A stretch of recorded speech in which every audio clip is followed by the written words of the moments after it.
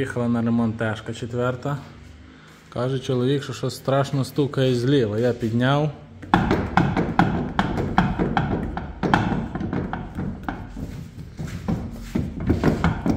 Що це може бути таке, хлопці, ніхто не знає.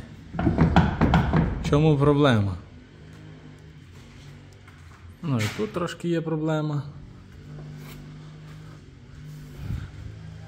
І що у нас тут? І тут у нас пружина вломана трошки.